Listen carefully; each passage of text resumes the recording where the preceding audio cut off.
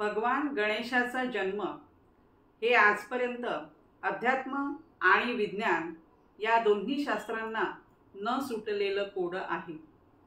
Computer समोरील Mouse आणि गणपती समोरील उंदीर, गणेशोत्सवामागे कोणते अध्यात्म आहे आणि कोणते विज्ञान आहे हे आपण आजच्या व्हिडिओमध्ये जाणून घेणार आहोत। नमस्कार, मी प्राध्यापिका पद्मजा पुंसे निंगोट आपले मनपूर्वक स्वागत करते। गणपती म्हणजे गणांचा प्राचीन काळातील गणराज्य संस्कृतीतील लोकांचा नेता। आजकालच्या लोकशाहीतील लोकनेत्यांपेक्षा राजकारण्यांपेक्षा अतिशय वेगळा असणारा हा लोकनायक सकळ विद्यांचा अधिपती आहे। ज्ञानी असला, पराक्रमी असला तरीही विनम्र आहे। तो लोकांना तापदायक ठरणाऱ्या असुरांचा आणि विघ्नांचा नायनाट करतो म्हणून विघ्नहर्ता। त्याचे दर्शन, मार्गदर्शन आणि कार्य हे सर्वांना सुखदायी ठरणारे आहे म्हणून त्याला सुखकर्ता आणि मंगलमूर्ती असेही म्हणतात। मनासारख्या चंचल असणाऱ्या उंदीराला त्याने आपले वाहन बनविले म्हणून तो मूषक वाहक। त्याचे शरीर स्थूल आहे, अवाढव्य आहे म्हणून तो लंबोदर आणि तुंदिल तनू अशी त्याची ओळख आहे।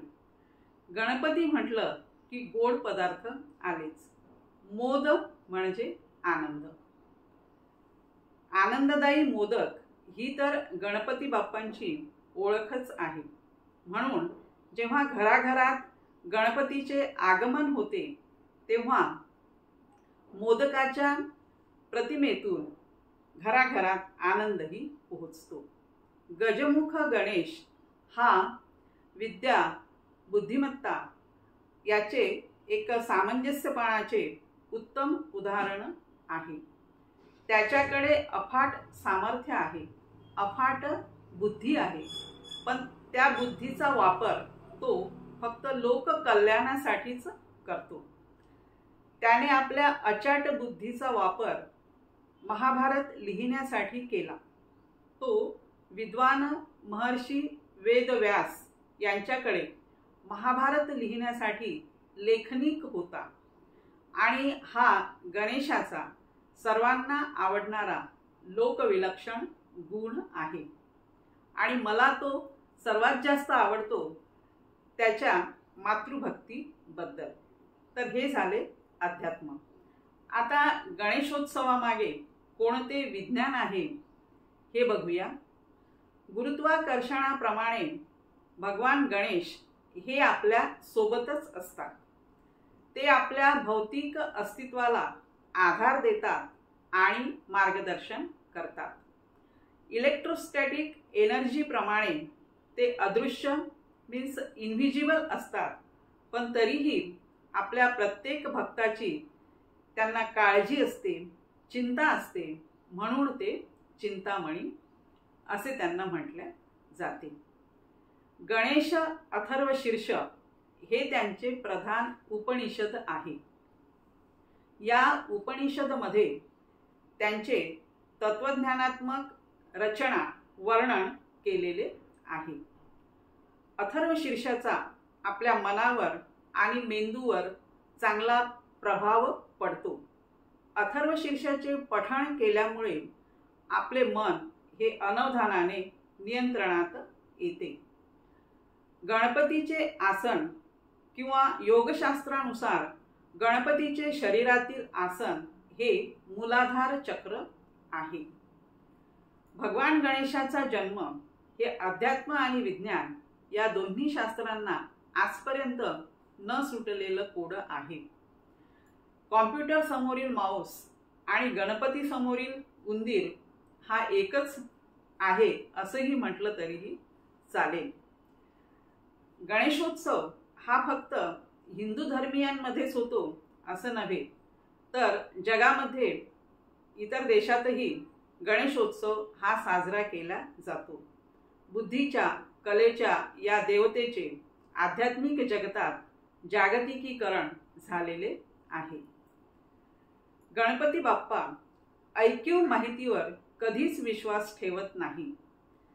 त्याच्या सुपासारख्या कानांचा उपयोग तो चांगल्या वाईट गोष्टींची शहानिशा करण्याकरिता करतो आणि कोणताही निर्णय घेताना तो आपल्या बारीक डोळ्यांनी त्याचे पडसाद तपासून घेतो व इतरांना मार्गदर्शन करतो व आपणही तसेच कार्य करावे अशी शिकवण देतो।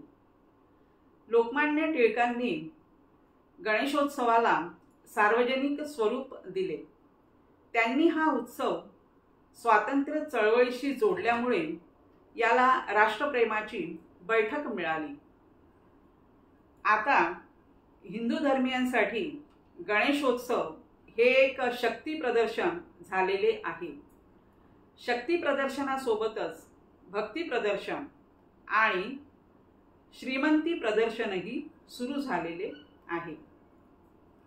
10 दिवस गणपतीचे प्रत्येक घराघरात म्हणजे बहुतेक घरांमध्ये आगमन असते। त्यामुळे घराघरात आनंददायी चैतन्यमय वातावरण असतं। सगळीकडे आनंद पसरलेला असतो आणि जेव्हा आपण बाप्पांना निरोप देतो तेव्हा आपलं अंतःकरण भरून येते, जड भावना निर्माण होतात आणि जड अंतःकरणाने आपण बाप्पांना निरोप देतो। तर अशा ह्या गणपती बाप्पा आपले सर्वांची मनोकामना पूर्ण करेल अशी आपण त्यांच्या चरणी प्रार्थना करूया। आपल्याला हा व्हिडिओ आवडला असेल तर सबस्क्राइब करा, लाईक करा, शेअर करा, कमेंट करा आणि बेल आयकॉनलाही क्लिक करा। असेच हसत रहा, आनंदी रहा।